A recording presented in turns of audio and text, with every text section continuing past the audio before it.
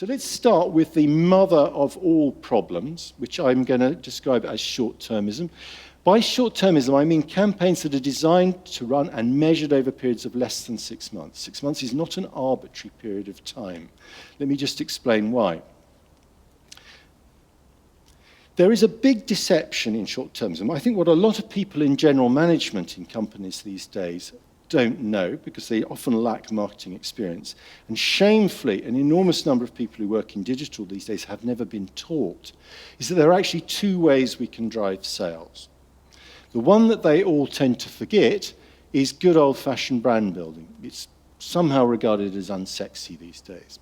So this is the creation of those really powerful associations, often very emotive associations, that great campaigns, particularly great TV campaigns, can build with our brands. We don't forget them. We can still remember great campaigns from years and decades ago. They may not provoke very large short-term spikes, because that kind of brand advertising seldom does, but it does generate some short-term sales. But because these associations are so enduring, we don't forget them in a hurry. What happens if we're smart enough to keep investing behind these kind of brand building campaigns? We get a cumulative build over time. Sales build over time, year on year. Next year's sales get easier to achieve than this year's sales did. But eyes are not on this. It's somehow been regarded as old-fashioned and inappropriate in the modern era. What everyone's obsessed with, of course, is what I'm going to call sales activation as a way of driving growth. So these are those short-term behavioral prompts, timely and relevant offers, that loathsome expression from the world of digital that I keep reading about. It's rubbish, absolutely rubbish. So all we do is we throw deals and offers. It might be some seasonal prompt. It might be something to do with Mother's Day or Christmas or Easter or whatever. Or it might be some new piece of news. But it's factual. And this is no way to build brands. But it can provoke these very, very sharp sales spikes. We've got a good offer, some interesting new piece of news, or, particularly nice Easter, then we will provoke some powerful sales uplift.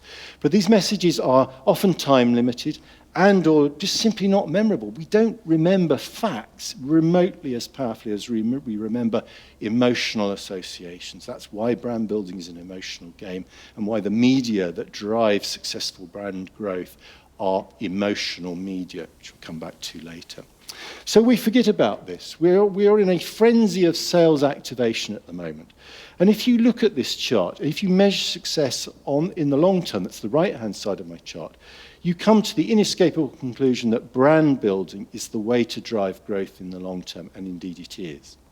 But on the other hand, if, like so many businesses these days, you measure success in the short term, the left-hand side of my chart, you come to precisely the opposite conclusion. What drives success in the short term most powerfully is these goddamn timely and relevant offers that we keep reading about. That's not marketing, it's kind of sales promotion. But anyway, it works perfectly in the short term. Now, back in 2011, we identified, that's where this chart comes from, 2013, that the really unfortunate fact of life, and this is Sod's law writ large, that the cusp point at which brand build growth starts to dominate and takes over as a driver of sales is around about the 6-month point. Not just from this database, UK and European data, same findings from an Australian database I work with.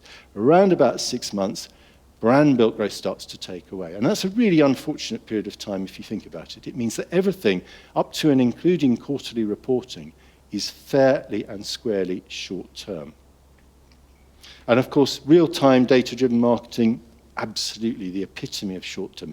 It leads us to a point of view about the kinds of messages we deploy, and indeed the kinds of media we should use, that is exactly the opposite to the kind of view that we would come to if we were interested in long-term growth. Great quote here from Paul Polman when he was appointed chairman, CEO of Unilever back in 2009. Famously, he stopped quarterly reporting, very brave thing to do. He was punished greatly by the city at the time, who rewarded him with an 8% share price dip because they assumed he was hiding bad news. He wasn't. He made this really smart observation, and unfortunately few CEOs, I think, have his breadth of marketing experience. He made the point that just like any capital investment, marketing and advertising simply doesn't work over the 90-day reporting cycle. And he went on to say that if you force marketers to deliver results over the 90-day reporting cycle, they get into all sorts of bad and unfortunate habits because they have to chase the results. They stop focusing on the long-term growth and they start just worrying about next quarter. It leads to all sorts of bad stuff. And that's exactly the situation we're in. Just to say, we're using the very latest data. Paul Polman is absolutely right. He's still absolutely right. He's still a really smart guy in my book. If you use a short-term metric of success, which is what this is, activation effects, you come to the conclusion that we can achieve everything we want in a very short period of time. Because what we're after is low-hanging fruit. Classically, someone's digital trail tells us that they are about to purchase in the marketplace, so we target and retarget ads at them until we beat them unconscious and they goddamn well buy our brand. We can do that very, very powerfully in the short term. We'll piss them off, sure, but hell, who cares? That's the Nick Suckers problem. You know, I'm only worried about this quarter. So we can achieve all that. Low-hanging fruit tends to run short pretty quickly, so very soon those kind of approaches fail to deliver. They become less and less efficient. But if we measure by those metrics, we'll think we can do everything in the short term. But of course, if we have a long-term metric like market share growth, which is a much more sensible thing we should be judging success by, we come to exactly the opposite. This is exactly what Paul Polman's talking about, because you need to stick with it. If you want to drive sustainable growth, you need to stick with these campaigns and these messages. They accumulate over time, they reinforce, the emotional associations build, and so on and so forth. We don't achieve this overnight. Disposable creativity is one of the big fallacies of recent times. It looks great, we get a big spike, but nothing thereafter. So, all right, this has always been the case, Peter. Why are you getting so exercised by short-termism? We've had this forever, and of course that's true. But the unfortunate fact of life is it has been growing really dramatically. This is supposedly the creme de la creme of global advertising, the IPA data bank. It has grown from long-term steady state of about 7 or 8% of case studies being short-term, within my definition, to now, on a 10-year rolling basis, in excess of a quarter. If I showed you the more recent data, it's far too scary. I'd be worried about coronaries in the audience here. It's approaching 50%. This is absolutely crazy. This is a suicide note for brands and marketing on a massive scale, for reasons that I will come to. Let me just give you, I've talked in kind of abstract terms about short and long-term case studies, so I just want to give you a concrete example of what you get when you think short-term. And this is a fantastically successful example of that. This is a social media pure play, and believe me, I read hundreds of these social media case studies. Every year I have to write a review of them. I trawl the world looking for social media pure play success stories. It's a long and lonely search, believe me. This one is brilliant. This is brilliant, okay? So it's a snack brand. So they had a great idea. Let's target the online gaming community. It's a frighteningly large community, as many of you will know. So the problem these guys have is they're gaming. You know, these 24-hour marathons, they're gaming away. You kind of get hungry. But you can't take your fingers off the console. You're going to lose points, you know, and you don't want to get them greasy. So they crowdsourced ideas through Facebook for a hands-free snacking device, so that you could just use your little finger and click a switch on the keyboard and a pellet would be dispensed into your mouth. It's a revolting idea, but hugely successful because gamers actually loved it. 120 million Facebook impressions. They were deluged with ideas. The best idea actually got made, a prototype given to a blogger and all the rest of it. You know the story. Very successful, commercially very successful.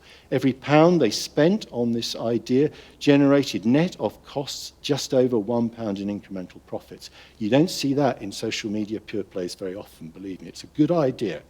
What's the problem with it? Look at the econometrically modelled sales decomposition chart. 6 weeks after the end of this campaign, there was no measurable sales uplift from it.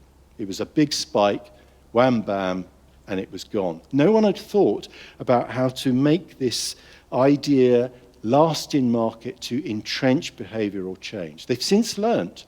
Their more recent campaign has broadened the idea and introduced radical long-term success-driving media like TV. Whoa, brilliant, brilliant. And it's a much, much more successful campaign, nowhere near as short-term as this was.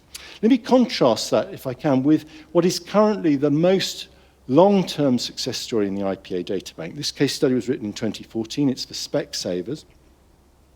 It's still running now. They're still even running many of the same ads they were running 2 years ago, because these ads are so popular, they don't wear out and burn out quickly. It's a TV-driven campaign, of course. How else can you sustain success over 20 years? It is inconceivable these guys could have driven this level of success through short-term sales activation over a 20-year period. Totally inconceivable. I don't care how many big data retargeting tools they could have used, they would never have achieved it. It's driven off TV, increasingly using other digital media to amplify the effects of TV.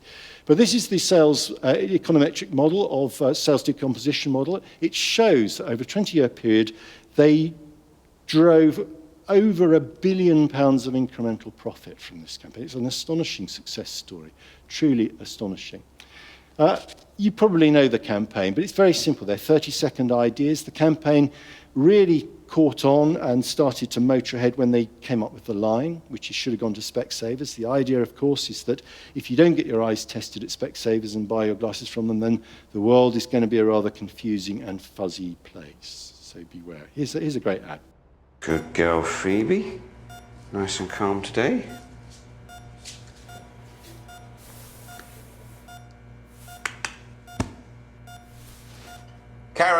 Karen, I've got a cat with no pulse here. I need adrenaline and an IV line. Quick as you can, please.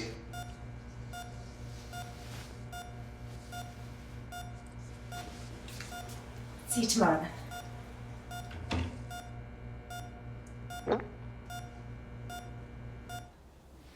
Okay, you don't do that kind of stuff if you're obsessed with digital retargeting. You just don't do it, and you don't enjoy the benefit of it. It's a phenomenal success story. I will go on no longer about it.